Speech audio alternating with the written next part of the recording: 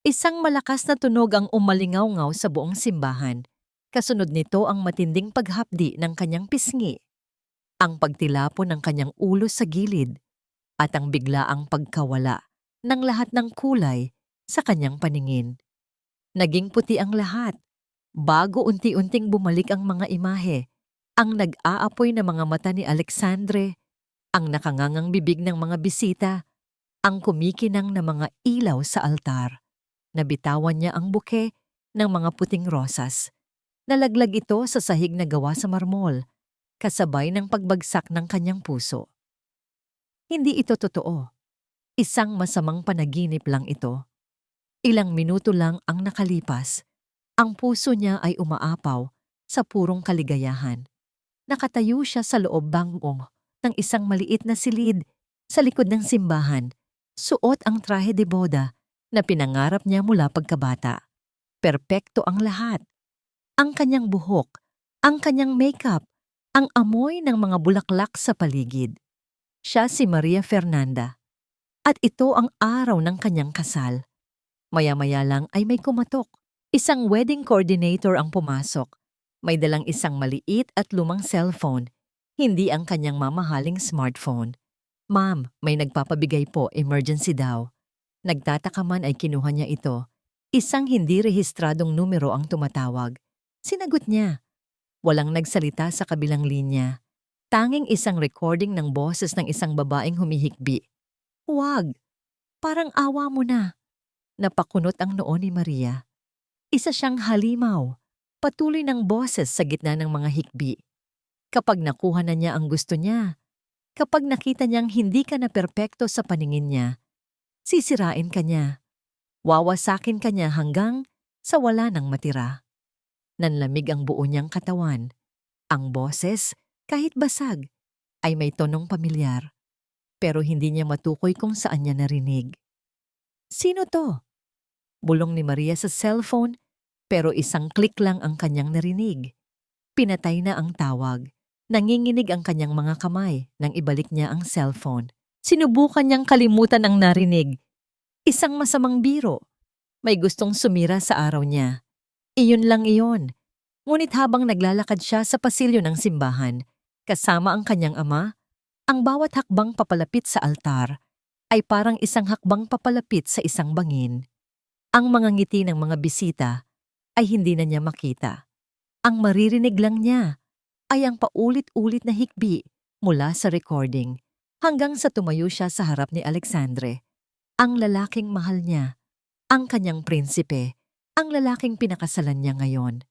Pero nang tumingin siya sa mga mata nito, hindi na ang prinsipe ng kanyang panaginip ang nakikita niya. Nakita niya ang isang posibleng anino, isang katanungan. At sa isang saglit na yon, ang pagmamahal sa kanyang mga mata ay napalitan ng isang bakas ng pagdududa. Isang bakas na napansin ni Alexandre. Ang nangiti sa labi nito ay nawala. Ang mga mata nito ay nagdilim sa harap ng Diyos, sa harap ng daan-daang tao, sa gitna ng kanilang sagradong sumpaan, ibinuka ni Alexandre ang kanyang bibig. Hindi para sabihing, "I do." "Anong tinitingin-tingin mo?" Sigaw nito. Ang boses ay puno ng galit na hindi pa naririnig ni Maria kailanman. At pagkatapos ay dumapo ang palad nito sa kanyang pisngi. Ngayon, nakatayo si Maria sa gitna ng kaguluhan. Ang mga bulungan ay naging sigawan. May mga tumatakbo palapit sa kanya. May mga kumukuha ng litrato. Pero wala siyang marinig. Ang tanging naririnig niya ay ang pagtibok ng kanyang puso at ang boses ng babae sa recording. Naramdaman niya ang init ng dugo sa kanyang labi, metaliko at mapait. Ang perpektong puting tela ng kanyang trahe de boda ay may bahid na ngayon ng pula. "Maria!" Sigaw ng kanyang ama. Sinusubukang lumapit, ngunit hinarangan ng mga security guard ng mga Del Mundo. "Anong ginawa mo?" Sigaw ng isa sa kanyang mga abay. Ngunit ang lahat ng ingay ay tila nasa ilalim ng tubig. Malabo, malayo. Ang tanging malinaw ay ang mukha ni Alexandre. Walang pagsisisi. Tanging purong galit. "Tiningnan mo ako na para bang isa akong basura. Dinig niyang sabi nito, bawat salita ay isang dagdag na sampal.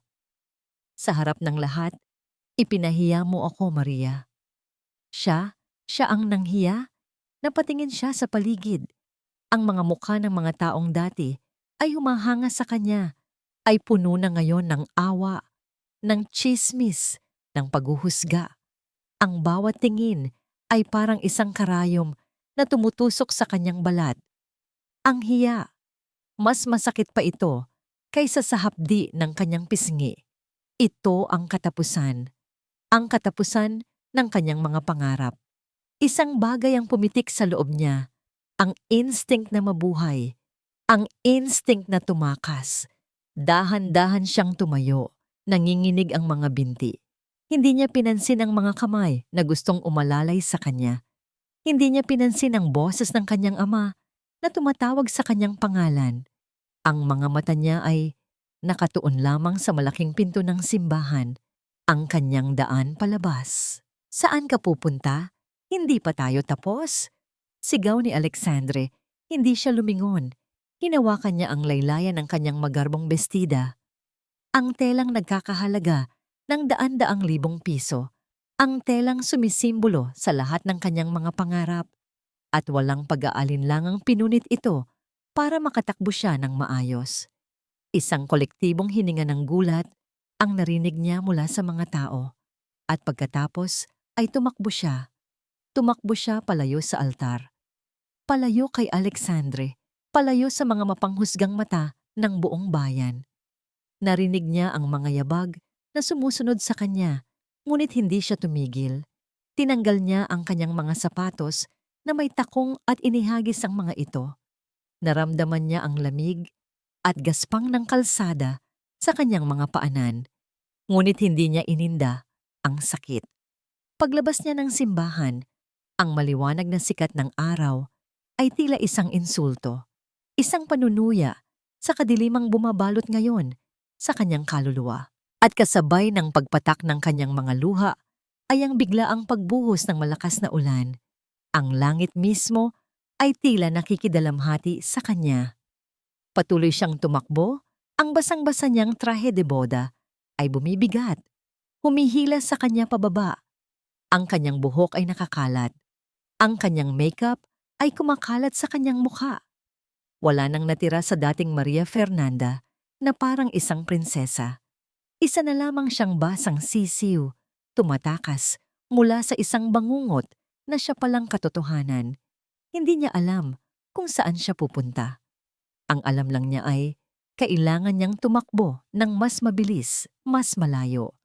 Palayo sa sakit, palayo sa kahiyan, palayo sa lalaking sumira sa kanya sa mismong araw na dapat ay simula ng kanilang walang hanggan. Walang sukat ang oras sa pagtakbo niya. Ang tanging palatandaan ng lumilipas na panahon ay ang pagbabago ng kulay ng langit mula sa kulay abo na hapon patungo sa malalim na itim ng gabi. Ang ulan ay hindi tumitila. Bawat patak ay tila isang paalala ng kanyang mga luha.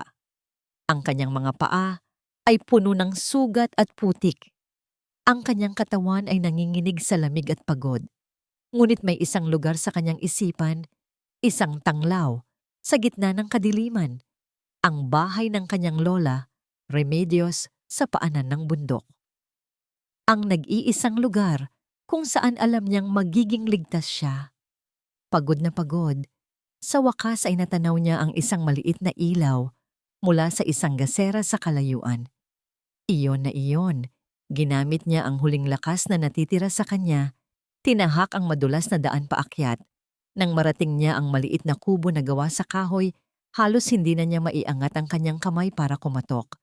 Ngunit bago pa man niya ito magawa, bumukas ang pinto. Nakatayo roon si Lola Remedios. Ang kanyang buhok na kulay pilak ay nakatali sa isang pusod. Ang kanyang mukha ay puno ng mga linya ng karunungan at pag-aalala. Tila alam na niya, tila naramdaman niya ang pagdating ng kanyang apo. Walang salitang namutawi sa kanilang mga bibig. Isang tingin lang sa basang-basa at sugatang kalagayan ni Maria. Sa kanyang punit-punit na trahe de boda, Sa kanyang mga matang wala ng buhay, ay sapat na. Nabuwal si Maria sa pagod at kalungkutan, ngunit sinalo siya ng malakas na mga braso ng kanyang lola. Sa yakap na yon, sa amoy ng mga pinatuyong halamang gamot at usok mula sa kahoy, sa wakas ay naramdaman ni Maria ang kaligtasan. At doon, sa bisig ng kanyang lola, humagulgol siya ng walang tigil. Dinala siya ni Lola Remedios sa loob, sa tabi ng isang maliit na apoy. Maingat niyang hinubad ang basang bestida, ang simbolo ng isang nasirang pangarap, at binalot si Maria sa isang makapal at mainit na kumot. Kumuha siya ng maligamgam na tubig at isang malinis na tela. Dahan-dahan niyang nilinis ang mga sugat sa paa ni Maria, ang gasgas sa kanyang braso, at ang namumuong pasa sa kanyang pisngi. Pagkatapos ay naglagay siya ng isang madahong pamahid na may matapang ngunit nakakaginhawang amoy. Walang nagsasalita. Tanging ang pag-aalaga ng lola at ang tahimik na pagtanggap ng apo ang namagitan sa kanila. Sa mga sumunod na araw, si Maria ay parang isang multo sa loob ng kubo. Natutulog siya ng mahabang oras, ngunit ang kanyang pagtulog ay binabagabag ng mga bangungot. Paulit-ulit niyang nakikita ang nag-aapoy na mga mata ni Alexandra. Naririnig ang lakas ng sampal, nararamdaman ng hiya habang pinagtitinginan siya ng lahat. Gigising siyang sumisigaw, basang-basa ng pawis, at sasalubungin siya ng kanyang lola na may dalang isang tasa ng mainit na tsa. Ngunit isang umaga, ibang klaseng pakiramdam ang gumising sa kanya.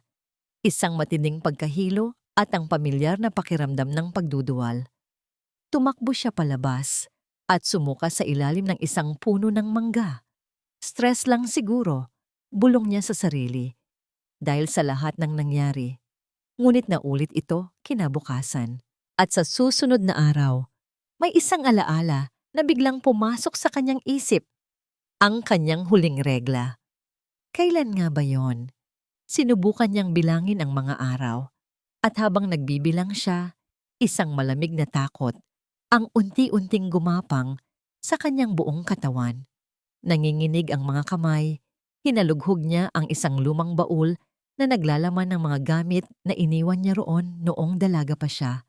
At sa ilalim ng mga lumang libro at damit, nakita niya ang isang maliit na kahon, isang pregnancy test kit na binili niya noon para sa isang kaibigan, ngunit hindi na ibigay. Nagtungo siya sa banyo. Bawat segundo ng paghihintay ay parang isang walang hanggan. Ang kanyang puso ay kumakabog ng napakabilis, halos bumasag sa kanyang dibdib. Pagkatapos, lumitaw ang resulta, hindi isa, kundi 2 linya. Nabitawan niya ang test kit. Napasandal siya sa pader, dahan-dahang napaupo sa sahig. Hindi maaari. Ang kanyang mga mata ay napuno ng luha. Ngunit hindi ito mga luha ng kalungkutan. Ito ay mga luha ng purong takot at pagkasuklam. Dinala niya ang kanyang kamay sa kanyang tiyan, napatagpa. Sa loob niya ay may nabubuhay, isang piraso ni Alexandre. Isang buhay na alaala ng kanyang kabuktutan. Isang kadena na magtatali sa kanya, sa lalaking sumira sa kanya habang buhay. Paano? Paano niya mamahalin ang isang batang magiging paalala ng pinakamasakit na sandali ng kanyang buhay? Naupo siya roon sa malamig na sahig, nakatingin sa kawalan. Ang isip ay blanko. Ang bigat ng kanyang sitwasyon ay tila dumagan sa kanya. Nagbabantang durugin siya ng tuluyan. Pakiramdam niya ay nalulunod siya at walang sino mang makakasagip sa kanya. Pagkaraan ng ilang sandali, bumukas ang pinto. Pumasok si Lola Remedios, hindi nagulat sa nakita. Tila alam na niya, kahit bago pa man malaman ni Maria. Umupo siya sa sahig, sa tabi ng kanyang apo, at hinawakan ng kamay nito. Ang mga kamay ng matanda ay kulubot, ngunit mainit at matatag. Isa siyang biyaya, apo, mahinang sabi ni Lola Remedios. Ang boses ay kalmado, na parang agos ng tubig sa sapa. Huwag mong isipin na isa siyang sumpa. Paano, Lola? Basag ang boses ni Maria. Paano ito naging biyaya? Dugo siya ng isang halimaw. Paano ko siya mamahalin? Tumingin si Lola Remedios sa malayo, sa bintanang nakatanaw sa luntiang kabundukan. Ang lupa, apo, kahit gaano pa katuyo o kabato, kapag binigyan ng ulan, ay nagbibigay ng buhay. Ang bulaklak ng sampagita, kahit tumubo sa putikan, ay nagbibigay pa rin ng bango. Ang bata sa iyong sinapupunan. Hindi siya ang kanyang ama. Dugo mo rin siya, Maria. Lakas mo at pag-asa mo. Napatingin si Maria sa kanyang lola. Ang mga luha ay patuloy na dumadaloy sa kanyang pisngi. Hinawakan niya ng mahigpit ang kanyang tiyan. Sa ilalim ng takot at pagkasuklam, may isang maliit na kislap. Isang emosyon na hindi niya inaasahan. Ang instinct ng isang ina. Oo, may dugo siya ni Alexandre. Ngunit dugo rin niya ito. Isang bahagi niya na walang sinuman, kahit si Alexandre, ang maaaring kunin o sirain. Ngunit kasabay ng maliit na kislap ng pag-asang yon ay ang pagbabalik ng bigat ng katotohanan. Ano ang gagawin niya? Paano niya palalakihin ang isang bata sa ganitong sitwasyon? Paano niya ito poprotektahan mula sa isang mundong mapanghusga at sa isang amang maraahas? Nakatitig lamang siya sa kanyang lola. Ang kanyang mga mata ay puno ng mga tanong na hindi niya kayang bigkasin. Naintindihan ni Lola Remedios ang lahat. Hinaplos niya ang buhok ng kanyang apo. Ang tanong, Maria, ay hindi kung paano mo siya mamahalin. Sabi ng matanda. Ang kanyang tingin ay matalas at puno ng kahulugan. Sapagkat darating ang pagmamahal na yan, sigurado ako, ang tunay na tanong ay ito. Huminto siya. Tinitiyak na nakukuha niya ang buong atensyon ni Maria. Ngayon, ano ang gagawin mo, apo? Magtatago ka habang buhay o lalaban ka? Ang tanong ay binitawan sa hangin. Simple ngunit mabigat. Ito ay hindi lamang isang tanong tungkol sa pagbubuntis. Ito ay isang tanong tungkol sa kanyang buong buhay. Mananatili ba siyang biktima? Magtatago sa anino ng kanyang kahihiyan? O babangon siya mula sa abo, haharapin ang halimaw, at ipaglalaban ang kanyang sarili, at ang buhay na ngayon ay nasa loob niya? Sa unang pagkakataon, mula noong araw ng kasal, ang apoy ng paglaban ay nagsimulang mag-alab sa loob ng puso ni Maria. Ang tunog ng nababasag na kristal ang pumuno sa bawat sulok ng mansyon ng mga Del Mundo. Isang florerang nagkakahalaga ng ₱250,000 ang inihagis ni Alexandre sa pader na gawa sa marmol. Ang mga piraso nito ay kumalat sa sahig, kumikinang na parang mga luha sa ilalim ng ilaw ng chandelier. Ngunit hindi ito sapat. Hinila niya ang mantel ng isang antigong mesa, kasamang bumagsak ang mga mamahaling kubyertos at plato. Ang ingay ay nakakabingi. Ngunit para kay Alexandre, ito ay musika. Isang paraan para pakawalan ng apoy na nagnininga sa loob ng kanyang dibdib.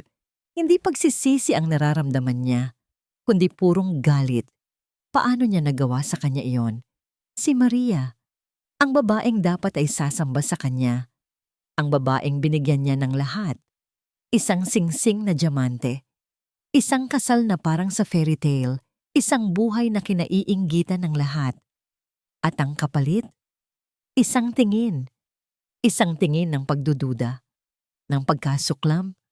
Sa harap ng lahat, naalala niya ang sandaling iyon, ang pagbabago sa mga mata ni Maria. Mula sa pagmamahal, naging isang bagay na hindi niya mawari. Isang bagay na tila nagsasabing masama siyang tao. At iyon ang hindi niya matanggap. Ipinahiya siya. Sa sarili niyang kasal, ginawa siyang katawa-tawa. Siya, si Alexandre Del Mundo, ang ginawang kontrabida. Kasalanan niya, sabi niya sa sarili, habang sinisipa ang isang nakatumbang upuan. Kasalanan niya ang lahat. Kung hindi niya kasalanan, na dumapo ang kamay niya sa pisngi nito, pinilit siya ni Maria. Iyon ang parusa sa kanyang pagtataksil. Sa gitna ng kanyang pagwawala, isang tunog ang pumutol sa lahat ng ingay.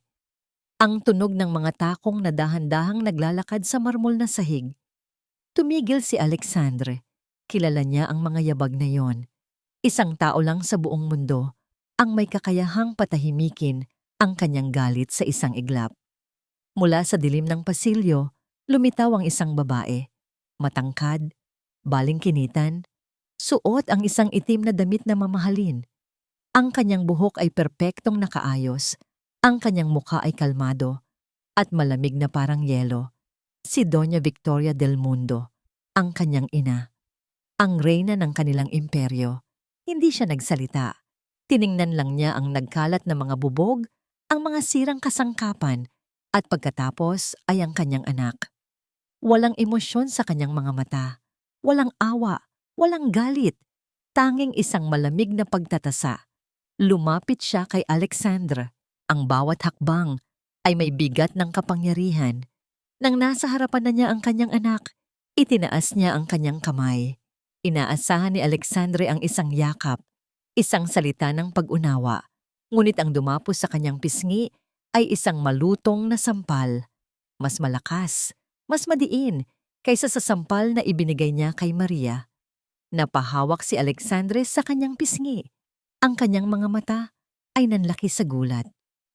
Tumigil ka sa pag-iyak na parang bata, sabi ni Doña Victoria. Ang boses ay mahinahon ngunit may talim.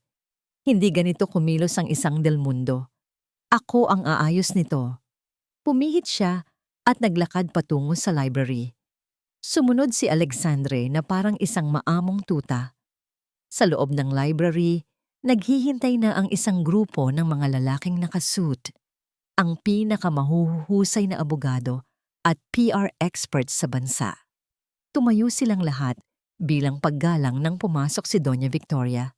Umupo siya sa dulo ng isang mahabang mesa at nagsalita na parang isang general na nagbibigay ng utos sa kanyang mga sundalo. Ang narrative ay simple. Simula niya, ang kanyang mga daliri ay magkadikit sa ibabaw ng mesa. Si Maria Fernanda ay emotionally unstable. Mayroon siyang history ng jealousy at possessiveness. Siya ang unang nanakit. Tinangka niyang saktan si Alexandre sa altar. Ang ginawa ng anak ko ay self-defense. Isang abogado ang sumubok magsalita. Pero Donya, may daan-daang testigo? Pinutol siya ng isang tingin ni Doña Victoria. Isang tingin na kayang magpatigil ng pagtibok ng puso. Ang bawat testigo ay may presyo, malamig niyang sabi. Bayaran niyo sila. Doblehin niyo kung kinakailangan. Maghanap kayo ng mga dating kaibigan, mga dating kasintahan ni Maria. Lahat ng dumi na mahahanap niyo, gamitin niyo. Gusto kong isipin ng buong Pilipinas na siya ay isang desperada at sinungaling na gold digger. Tumango ang mga abogado. Walang nangahas na kumontra. Si Alexandre ay tahimik na nakaupo sa isang tabi, pinapanood ang kanyang ina. Ang galit sa kanyang dibdib ay napalitan ng isang kakaibang paghanga. Ito ang tunay na kapangyarihan, hindi ang pagwawala at pagsisigaw, kundi ang tahimik at kalkuladong pagwasak sa isang kaaway. Pagkatapos ng pulong, naiwan silang dalawa. Kumuha si Doña Victoria ng isang picture frame mula sa kanyang mesa. Ito ay isang litrato ni Maria, nakangiti ng masaya, kuha noong kanilang engagement party. Pinagmasdan niya ito ng ilang segundo. Maganda siya, sabi ni Doña Victoria. Sayang, akala ko magiging perpekto siyang palamuti para sa pamilyang ito. Pagkatapos ay ibinigay niya ang litrato sa kanyang punong abogado na naghihintay sa may pinto. Durugin mo siya. Utos niya. Ang boses ay isang mapanganib na bulong. Durugin mo siya hanggang sa walang matira sa kanya. Lumipas ang isang linggo. Ang katahimikan sa bundok ay unti-unting naghilom sa mga sugat, sa katawan at puso ni Maria. Ngunit ang kapayapaan ay panandalian lamang. Isang araw, bumaba ang kanyang lola mula sa bayan na may dalang lumang dyaryo. Iniabot niya ito kay Maria nang walang salita. Nasa front page siyang mukha niya, ang kanyang litrato noong araw ng kasal bago ang gulo. Ngunit ang headline ay tila isang punyal na direktang itinarak sa kanyang puso. Bride-to-be, nanawagan sa kasal, fiancé, sinaktan. Nanginginig ang mga kamay niya habang binabasa ang artikulo. Puno ito ng mga kasinungalingan, mga salaysay mula sa mga saksi na nagsasabing siya ay nagpakita ng unstable behavior at siya ang unang sumugod kay Alexandre. Isang malapit na kaibigan daw ang nagsabi na siya ay labis na selosa at possessive. Ang bawat salita ay isang patak ng lason, gawa-gawa. Isang kwentong maingat na binuo para sirain siya. Isinara niya ang dyaryo. Ngunit sa halip na iyak, galit ang namuo sa kanyang dibdib. Isang malamig at matalas na galit. Narinig niya ang boses ng kanyang lola sa kanyang isipan. Magtatago ka o lalaban ka? Hindi na siya magtatago. Tapos na ang pag-iyak. Kinabukasan, sa unang pagkakataon, naligo siya at nag-ayos. Kumuha siya ng isang simpleng bestida at lumang sombrero mula sa kanyang baul. Saan ka pupunta, Apo? Tanong ni Lola Remedios. Sa bayan, Lola. Sagot ni Maria. Ang boses ay matatag. Hahanap ako ng paraan para lumaban. Lihim siyang bumaba ng bundok, nag-iingat na walang makakita sa kanya. Ang kanyang destinasyon ay hindi isang malaking law firm. Alam niyang walang tatanggap sa kaso niya laban sa mga Del Mundo. Ang kailangan niya ay isang taong katulad niya. Isang taong walang gaanong yaman, ngunit may tapang at prinsipyo. Natagpuan niya ang pangalan sa internet. Attorney David Reyes, isang batang abogado na kilala sa paghawak ng mga pro bono case para sa mga inaapi. Ang opisina niya ay isang maliit na silid lamang sa itaas ng isang tindahan ng bigas. Nagkita sila sa isang maliit na kapihan sa pinakasulok ng bayan. Si Attorney David ay mukhang mas bata pa sa kanyang edad. May suot na salamin at gusot-gusot na polo. Sa una, halata ang kanyang pag-aalinlangan. Miss Fernanda, simula niya, alam ko po ang nangyari, pero labanan ang mga Del Mundo. Imposible po iyon. Hawak nila ang mga pulis, ang mga hukom. May pera sila para bilhin ang lahat. Tiningnan siya ni Maria ng diretso sa mata. Wala akong pera, attorney, pero meron akong katotohanan. Ikinuwento niya ang lahat. Hindi ang bersyon na puno ng luha, kundi ang bersyon na puno ng katotohanan. Ang tawag, ang recording, ang pagbabago sa ugali ni Alexandre, ang sampal. Kahit na Miss Fernanda, salita mo laban sa salita nila. At may pera sila para gawing mas kapanipaniwala ang kanilang salita. Malungkot na sabi ni Attorney David. Huminga ng malalim si Maria. Nawala ang bakas ng pagmamakaawa sa kanyang mga mata. Napalitan ito ng isang apoy na ngayon lang nakita ni Attorney David. Hindi lang ito tungkol sa akin, attorney, sabi ni Maria. Naalala niya ang babaeng humihikbi sa recording. May iba pa. May mga iba pang biktima na natatakot magsalita. Kung mananahimik ako, hahayaan ko silang manalo. Hahayaan kong may susunod pang Maria Fernanda. Tumahimik si Attorney David. Nakita niya ang determinasyon sa mukha ni Maria. Hindi ito isang kliyenteng naghahanap ng pera. Ito ay isang babaeng naghahanap ng katarungan. Paano kung hindi lang kaso ang habulin natin? Biglang sabi ni Maria, isang ideya ang nabubuo sa kanyang isipan. Paano kung gagawa tayo ng isang bagay na mas malaki? Isang lugar kung saan makakatakbo ang mga babaeng katulad ko. Isang pundasyon. Napatingin sa kanya si Attorney David, ang kanyang mga mata ay nag-aalab na rin sa inspirasyon. Isang pundasyon, ulit niya. Tatawagin natin itong Renacer, sabi ni Maria. Ang salitang Portuges para sa muling pagsilang ay biglang pumasok sa kanyang isip dahil lahat kami ay may karapatang mabuhay muli mula sa abo ng aming nakaraan. Ibinaba ni Maria ang kanyang maliit na passbook sa mesa. Ito ang lahat ng ipon ko, attorney. Hindi ito malaki, pero ito ang simula. Napatingin si Attorney David sa passbook pagkatapos ay sa determinadong mukha ni Maria. Sa sandaling iyon, nakapagdesisyon na siya. Hindi na ito isang kaso. Isa na itong krusada.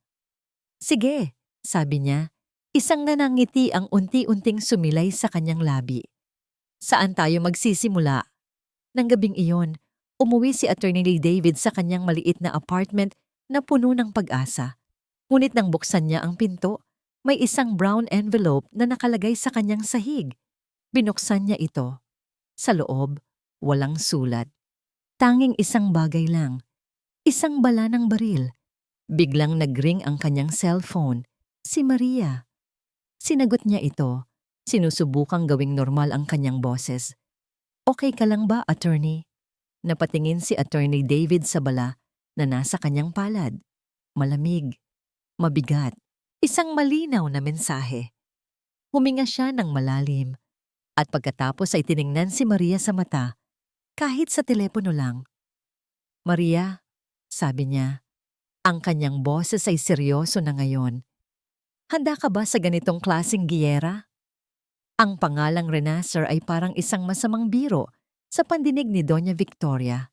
Nakaupo siya sa kanyang malambot na silyang katad, hawak ang isang tablet kung saan ipinapakita ang isang maliit na artikulo mula sa isang local online news blog. Hindi ito malaking balita, ngunit sapat na para umabot sa kanya. Isang maliit na apoy na, kung pababayaan, ay maaaring maging isang malaking sunog. Pagsilang muli, mahina niyang basa. Isang mapaklang na ngiti ang gumuhit sa kanyang mga labi. Anong alam ng batang iyan sa muling pagsilang? Mahigpit ang pagkakahawak ni Doña Victoria sa kanyang tablet. Ang mga ugat sa kanyang kamay ay bahagyang lumitaw. Hinubog siya ng apoy, pinanday siya sa impyerno, at nakaligtas siya hindi sa pamamagitan ng pagtulong sa iba, kundi sa pamamagitan ng pagkuha ng kapangyarihan para wala ng sinuman ang makasakit sa kanya muli. Tinawagan niya ang kanyang pinuno ng seguridad. Alamin mo kung sino ang mga unang nagbigay ng donasyon sa Renacer na yan. Utos niya, ang boses ay walang emosyon.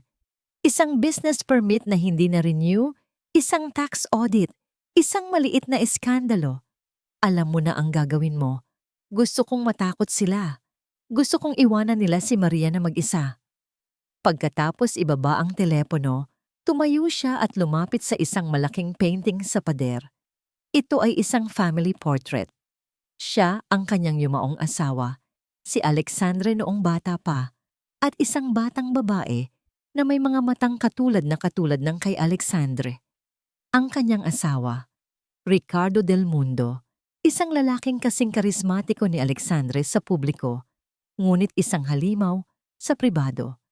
Isang alaala ang biglang bumalik, malinaw na parang kahapon lang nangyari. Gabi, bata pa si Victoria, nakatayo siya sa pasilyo ng kanilang lumang mansyon. May basag na bote ng alak sa sahig. Ang amoy ng mamahaling whiskey ay halo-halong sa takot. Si Ricardo ay sumisigaw. Ang mukha ay namumula sa galit dahil sa isang maliit na pagkakamali sa negosyo. Wala kang silbi, sigaw nito sa kanya. Palamuti ka lang, isang magandang mukha na walang laman. Hinawakan nito ang kanyang braso ng mahigpit. Ang mga daliri ay bumaon sa kanyang balat. Naramdaman ni Victoria ang pag-init ng kanyang mga mata, ngunit hindi siya umiyak. Natututunan na niya iyon. Ang mga luha ay lalo lang nagpapalala sa galit nito. Pinili niyang manahimik. Kinimkim niya ang sakit, ang hiya. At kinabukasan, lalabas siyang suot ang kanyang pinakamahal na damit at ngingiti sa mga kamera. Ipapakita sa buong mundo na ang mga Del Mundo ay perpekto. Pinili niya ang kapangyarihan ng pangalan ng kanilang pamilya kaysa sa sarili niyang katotohanan. Iyon ang leksyon na ipinasa niya kay Alexandre. Ang imahe ay lahat. Ang kapangyarihan, ang tanging kaligtasan. Bumalik si Doña Victoria sa kasalukuyan. Ang sakit sa kanyang braso ay matagal nang nawala, ngunit ang alaala ay nananatiling sariwa. Hindi niya hahayaang sirain ng isang hamak na Maria Fernanda ang imperyong binuo niya mula sa abo ng kanyang sariling pagdurusa. Habang si Doña Victoria ay abala sa kanyang mga plano, sa bundok, hawak ni Maria ang isang lumang cellphone. Kaka-charge niya lang dito, gamit ang isang portable charger na dala ni Attorney David. Biglang umilaw ang screen. Isang text message mula sa isang hindi kilalang numero.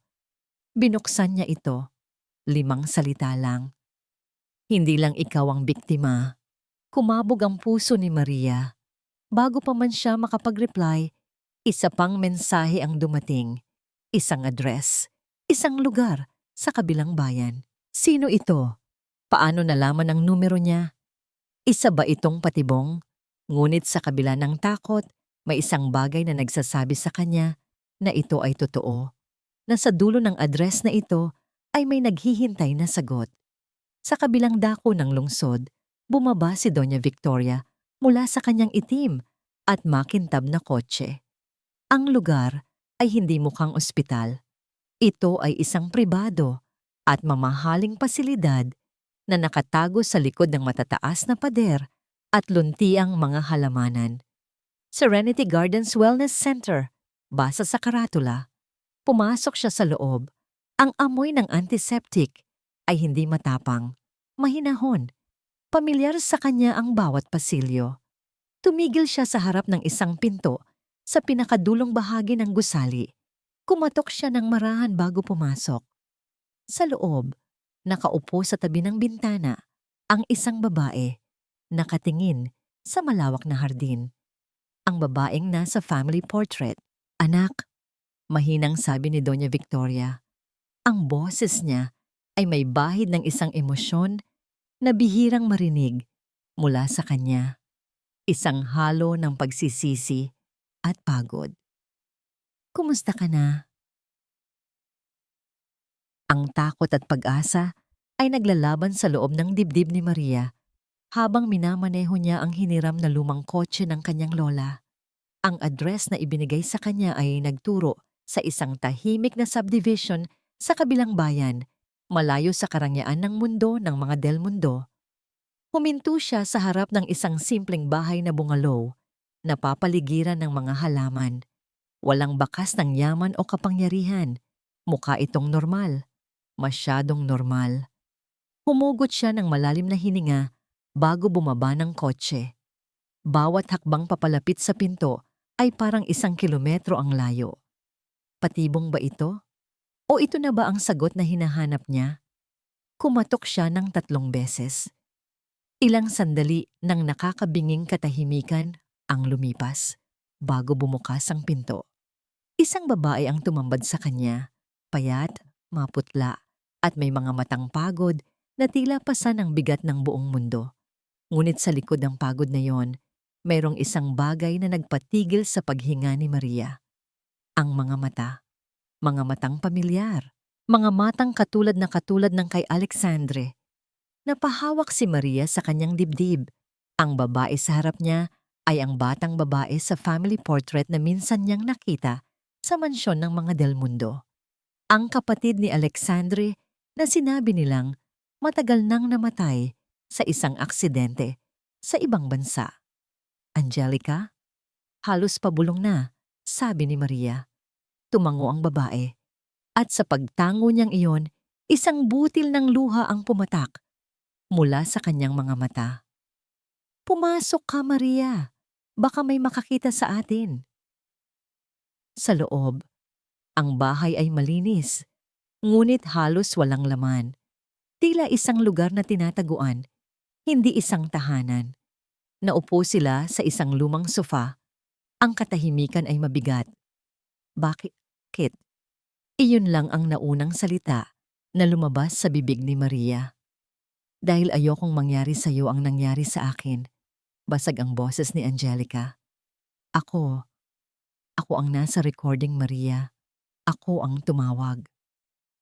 Ang pag-amin na yon, kahit inaasahan na ni Maria, ay tumama pa rin sa kanya na parang isang malaking alon. Ikinuwento ni Angelica ang lahat.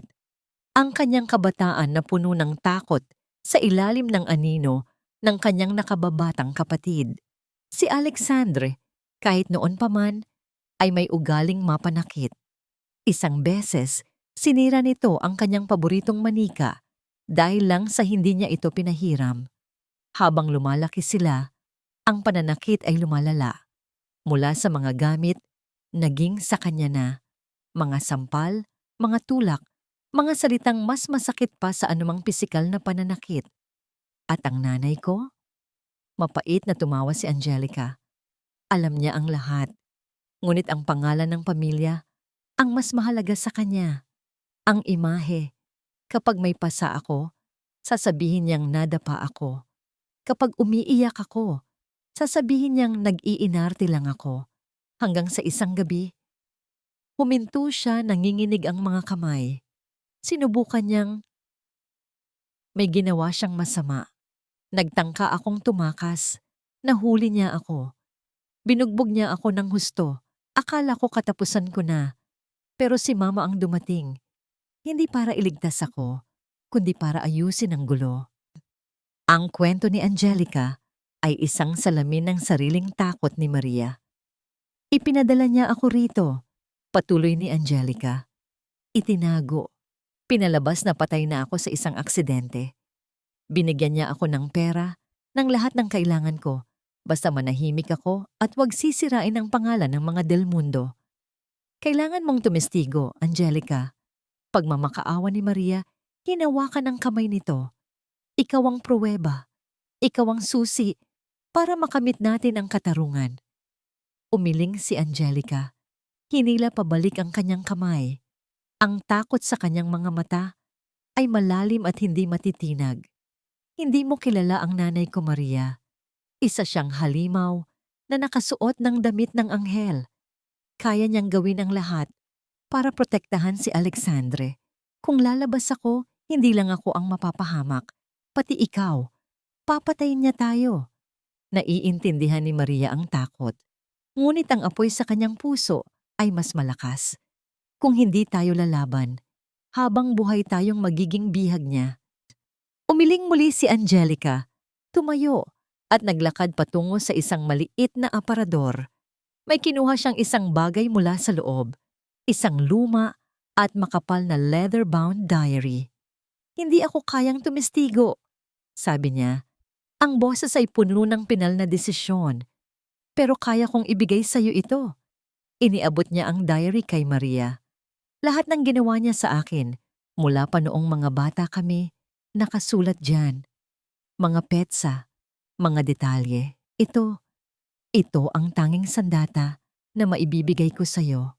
Binuksan ni Maria ang diary. Ang sulat kamay ng isang batang babae ang bumungad sa kanya. Puno ng pag-asa sa simula. Ngunit habang lumilipas ang mga pahina, napapalitan ito ng takot, sakit, at desperasyon. Ito na. Ang katotohanan, nakasulat sa itim at puti. Nang paalis na si Maria, mahigpit siyang niyakap ni Angelica. Manalo ka, Maria. Bulong nito. Para sa ating dalawa. Hawak-hawak ang diary na parang isang sagradong bagay. Naglakad si Maria pabalik sa kanyang kotse. Ang puso niya ay magkahalong kaba at pag-asa. Mayroon na siyang armas. Pinaandar niya ang makina at nagsimulang magmaneho palayo. Habang tinitingnan niya ang kanyang rearview mirror para lumiko, isang itim at makintab na kotse ang napansin niya sa di kalayuan. Isang Mercedes-Benz, ang parehong modelo ng kotse na laging ginagamit ni Doña Victoria. Hindi ito gumagalaw. Nakaparada lang. Tila nagmamasid. Isang malamig na takot ang biglang gumapang sa buong katawan ni Maria. Hindi ito nagkataon lang. Alam nilang naroon siya. Ang mga pader ng mansyon ng Del Mundo ay tila lumiliit, sumasakal kay Alexandre. Dati, ang mga pader na ito ay simbolo ng kanyang kapangyarihan. Ngayon, ang mga ito ay simbolo ng kanyang hawla. Hindi na siya makalabas ng hindi pinagkakaguluhan ng media. Ang pangalan niya, na dati ay binabanggit ng may paggalang at paghanga, ay binabanggit na ngayon kasabay ng mga salitang eskandalo at abuso. Bawat araw, may bagong artikulo tungkol sa Renacer, ang pundasyong itinatag ng babaeng sumira sa kanya. Ang pinakamasakit sa lahat, ang kanyang ina, ang may kontrol sa lahat.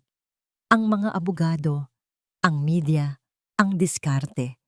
Siya ay naging isang tau-tauhan lamang sa sarili niyang giyera. Nakakulong sa kanilang mansyon habang ang kanyang ina ang gumagalaw ng mga piyesa. Masyado kang malambot, ma, sabi niya isang gabi habang naghahapunan sila. Ang mahabang mesa ay puno ng pagkain, ngunit walang sino man ang may ganang kumain. Pinapalaki mo ang ulo ng babaeng iyon. Isang pundasyon? Nagpapatawa ba siya? Tumingin sa kanya si Doña Victoria. Ang mga mata ay malamig. Ang galit ay para sa mga mahihina, Alexandre.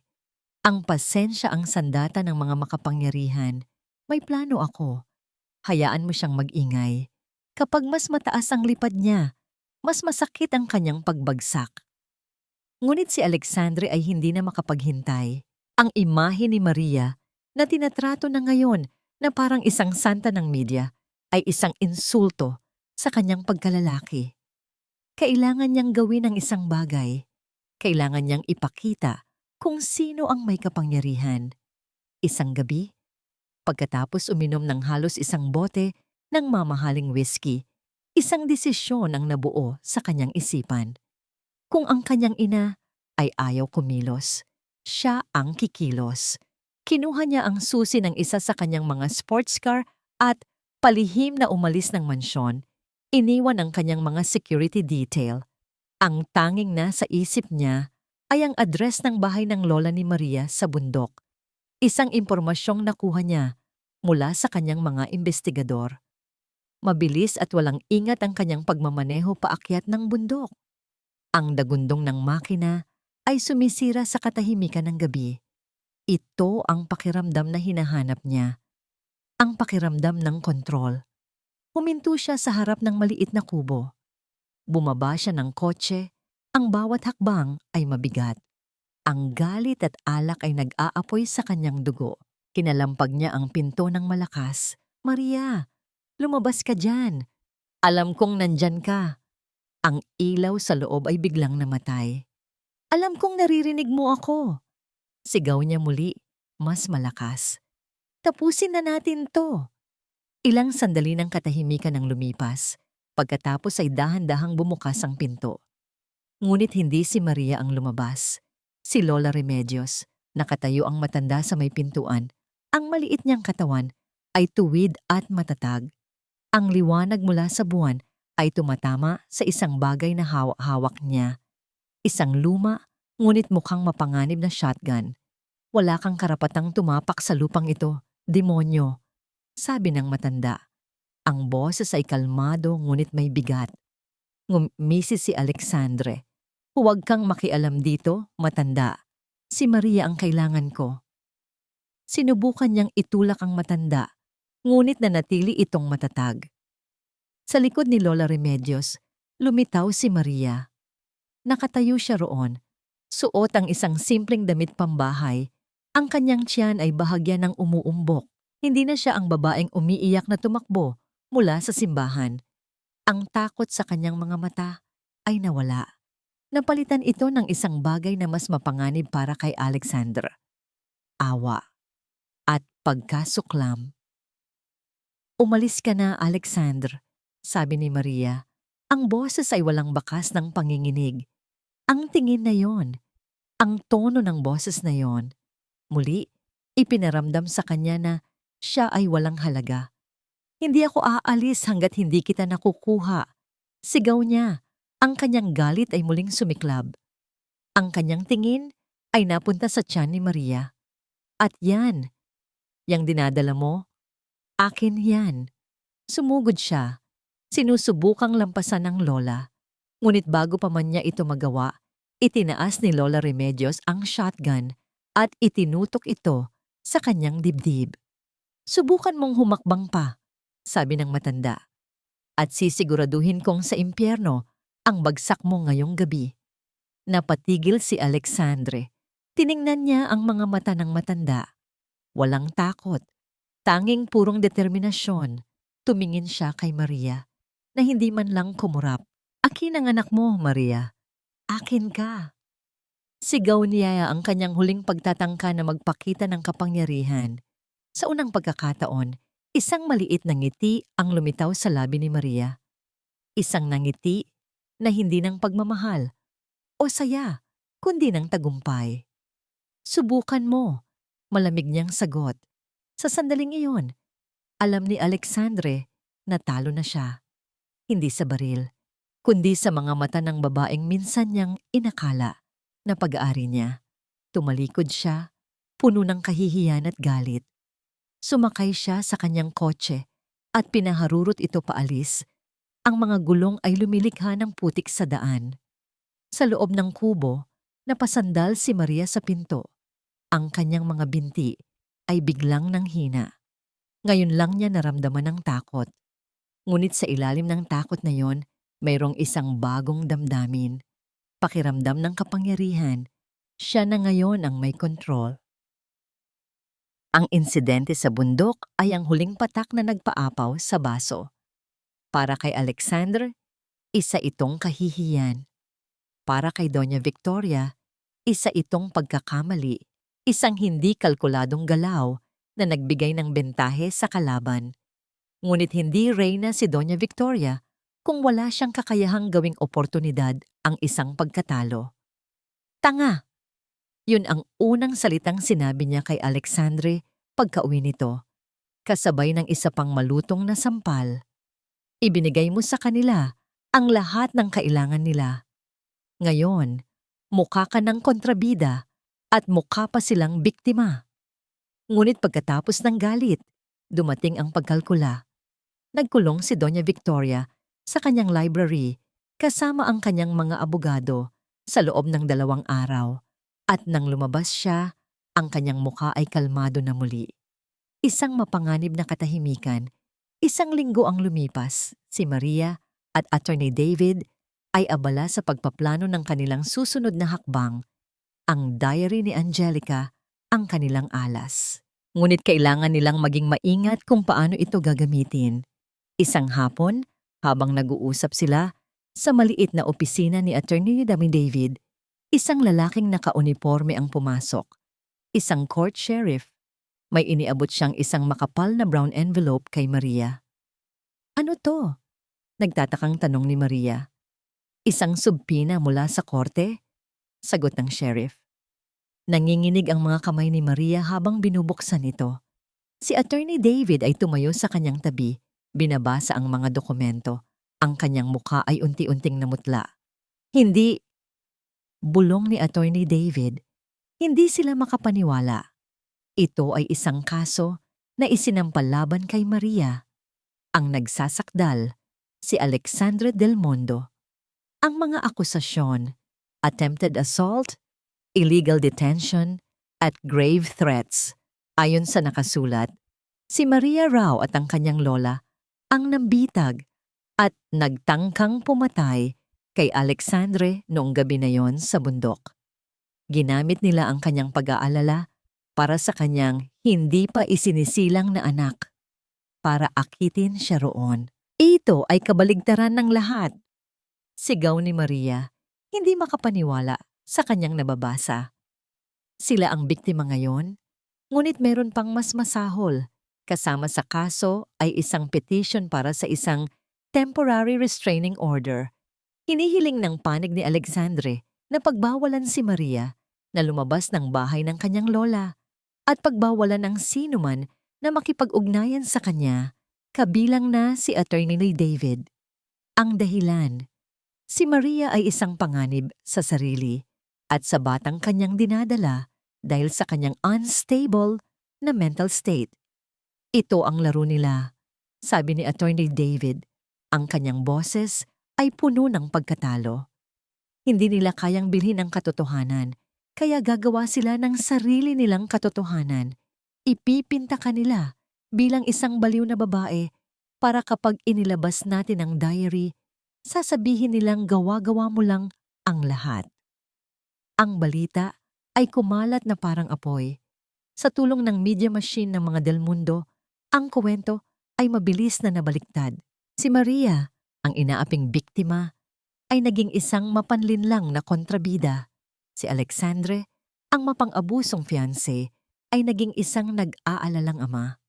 Ang mga donasyon sa Renacer ay biglang tumigil.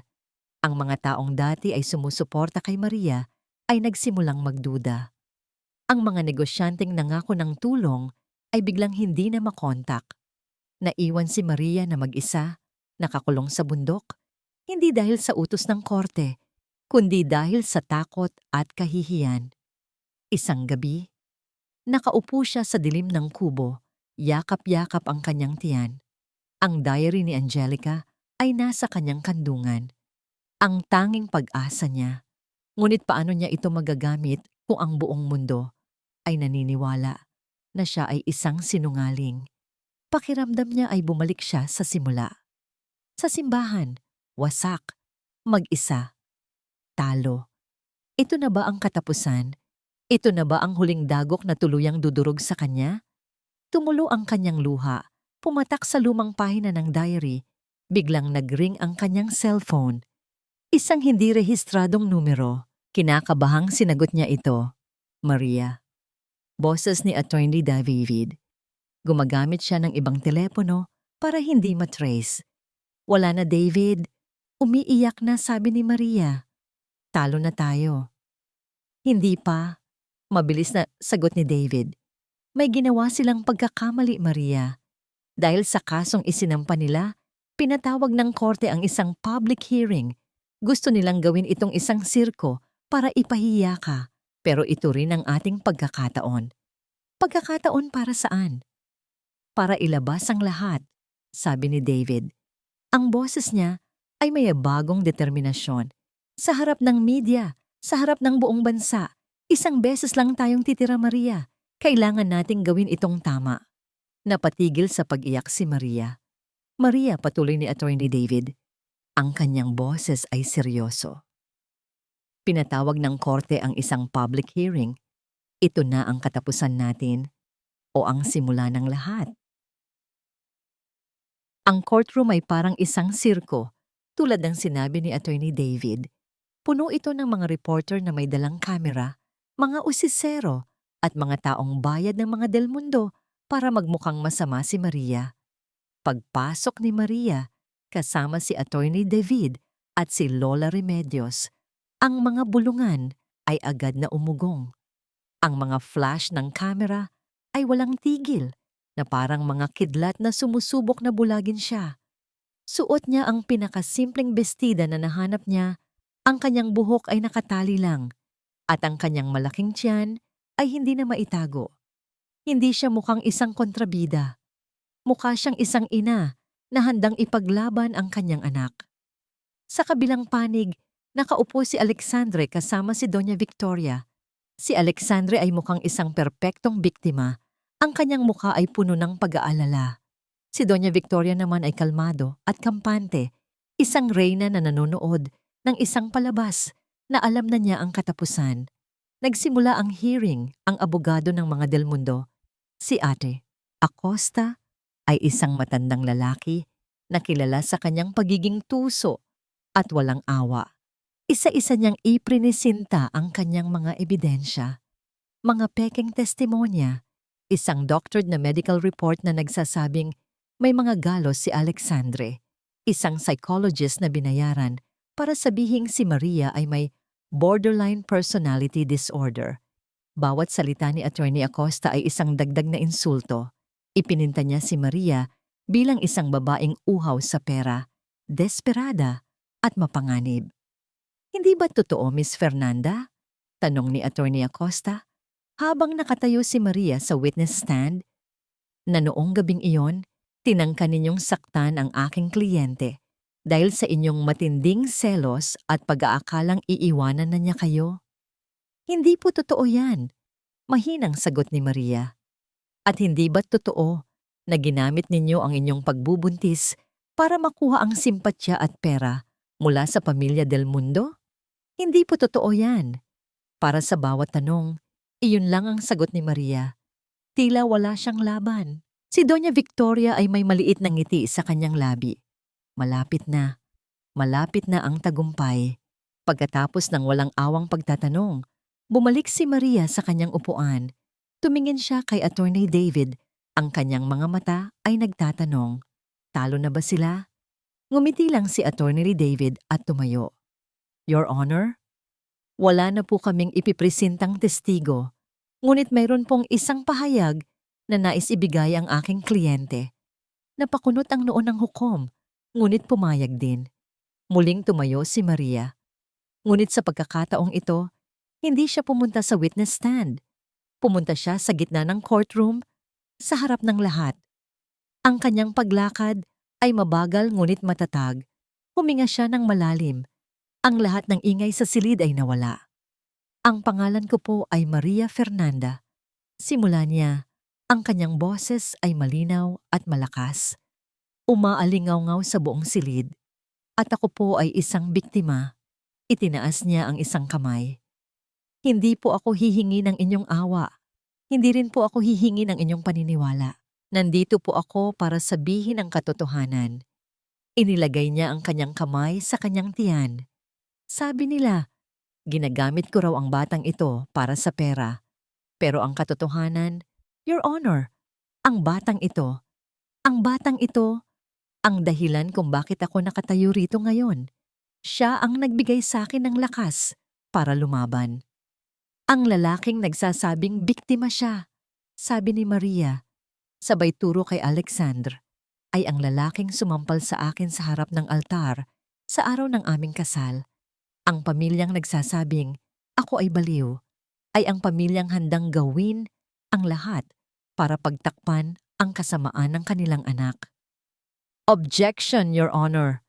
Walang basihan ang mga paratang na ito, sigaw ni Attorney Acosta. Sustained, sabi ng hukom. Miss Fernanda, magbigay kayo ng ebidensya. Ito na ang sandali. Wala po akong pera para bumili ng mga testigo, sabi ni Maria. Pero meron po akong isang bagay na hindi nila kayang bilhin. Kinuha niya mula sa kanyang bulsa ang isang maliit na digital voice recorder. Idinikit niya ito sa mikropono at pinindot ang play. Ang boses ng isang babaeng humihikbi ang pumuno sa buong courtroom. Isa siyang halimaw. Sisirain ka niya. Wawasakin ka niya hanggang sa wala nang matira. Naniga si Alexander sa kanyang upuan. Ang kulay sa mukha ni Doña Victoria ay biglang nawala. Ito ay peke. Gawa-gawa lang yan. Sigaw ni Alexandre, ngunit huli na ang lahat. Sino ang babaeng iyan, Miss Fernanda? Tanong ng hukom. Hindi ko po alam, Your Honor. Pero alam ko pong hindi lang ako ang kanyang biktima. Sagot ni Maria. At parang isang eksena sa pelikula, bumukas ang pinto sa likod ng courtroom. Ang lahat ay napalingon. Isang babae ang dahan-dahang naglakad papasok. Payat, maputla, ngunit ang kanyang mga mata ay puno ng determinasyon. Si Angelica. Ako ang babae sa recording, sabi niya. Ang kanyang boses ay nanginginig ngunit malinaw. Ang pangalan ko ay Angelica Del Mundo at nandito ako para tumestigo laban sa sarili kong kapatid at ina. Ang buong courtroom ay sumabog sa gulo. Ang mga kamera ay nag-flash. Ang mga reporter ay nagsisigawan. Para kay Alexandre, ito na ang katapusan. Ang lahat ng kasinungalingan ay bumagsak. Nawala ang kanyang kontrol. Sa isang iglap, tumakbo siya. Hindi papalabas, kundi papalapit kay Maria. Ang kanyang mga mata ay puno ng galit ng isang hayop na nasukol. Sinungaling! Papatayin kita! Sigaw niya. Ngunit bago pa man siya makalapit, isang bagay na hindi inaasahan ang nangyari.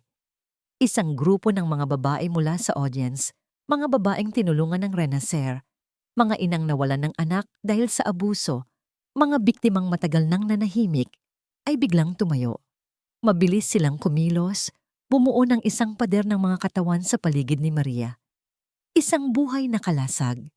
Hinarang nila si Alexandre hindi sa pamamagitan ng lakas, kundi sa pamamagitan ng kanilang presensya. Sa kanilang mga mata, nakita ni Alexandre ang refleksyon ng lahat ng kanyang mga biktima. Napaatras siya, natumba, at doon, Sa sahig ng courtroom, sa gitna ng kahihiyan, siya ay humagulgol na parang isang bata. Tapos na ang laban. Lumipas ang ilang buwan. Ang eskandalo ng pamilyang Del Mundo ang naging pinakamalaking balita sa bansa. Ang testimonya ni Angelica, kasama ang mga detalye mula sa kanyang diary, ay nagbukas ng isang malalim at madilim na hukay kung saan tuluyang nalibing ang pangalan at kapangyarihan ng Del Mundo. Si Alexandre ay nahatulan ng maraming kaso, mula sa perjury hanggang sa serious physical injuries. Ngunit ang pinakamatinding parusa para sa kanya ay ang pagkawala ng lahat ng kanyang kapangyarihan at ang pagkasira ng kanyang imahe sa publiko. Si Doña Victoria, bagamat hindi nakulong, ay nawalan ng lahat. Ang kanyang kumpanya ay bumagsak. Ang kanyang mga kaibigan sa alta sosyedad ay tinalikuran siya. Ang kanyang imperyo, na binuo niya mula sa dugo at luha, ay gumuho at naging abo. Naiwan siyang mag-isa sa kanyang mansyon, isang reynang walang kaharian. Isang maaliwalas na umaga, ang sinag ng araw ay tumagos sa bintana ng isang pribadong silid sa ospital. Sa loob, nakahiga si Maria. Hawak-hawak sa kanyang mga bisig ang isang maliit at malusog na sanggol na lalaki, mahimbing na natutulog. Sa kanyang tabi ay si Lola Remedios. Ang mga mata ay nagniningning sa luha ng kaligayahan. Si Attorney David at si Angelica, na ngayon ay malapit ng magkaibigan, ay nakatayo rin doon, nakangiti. Ano ang ipapangalan mo sa kanya? Mahinang tanong ni Angelica. Tiningnan ni Maria ang kanyang anak. Ang mukha nito ay isang perpektong halo ng kanyang mga tampok. At, oo, mayroon ding mga tampok ni Alexandre. Ngunit nang tingnan niya ang kanyang anak, hindi na galit o sakit ang kanyang nararamdaman, kundi purong pagmamahal. Gabriel, sagot ni Maria. Dahil isa siyang mensahero, isang mensahe ng pag-asa. Ilang araw matapos siyang makalabas ng ospital, nagpatawag si Maria ng isang press conference. Hindi na siya ang biktima na nanginginig sa takot. Isa na siyang leader, isang simbolo. Sa harap ng mga kamera, inanunsyo niya ang kanyang desisyon. Ang aking anak, si Gabriel, ay magdadala ng aking apelido. Matatag niyang sabi. Siya ay magiging isang Fernanda, hindi dahil sa galit, kundi dahil sa pagmamahal. Dahil gusto kong lumaki siya sa isang mundong alam niya na ang lakas at dangal ay hindi nanggagaling sa isang pangalan ng pamilya, kundi sa pagkatao. Ito ang kanyang huling pagputol sa kadena na nag-uugnay sa kanya kay Alexandre. Isang deklarasyon ng kanyang kalayaan, makalipas ang isang taon. Ang Renacer Foundation ay lumago at naging isang pambansang organisasyon, tumutulong sa libu-libong kababaihan sa buong bansa. Si Maria, kasama si Angelica, ang namumuno rito. Sa kanilang bayan, may isang malaking pagtitipon. Ang buong komunidad ay naroon. Nagtipon sila sa plaza sa harap ng simbahan, ang mismong lugar kung saan naranasan ni Maria ang kanyang pinakamatinding kahihiyan. Ngunit ngayon, ang plaza ay iba na. May isang bagong arko na nakatayo sa entrada nito. At sa araw na yon, isang bagong pangalan ang opisyal na ibibigay dito. Tumayo si Maria sa isang entablado. Hawak ang kamay ni Angelica.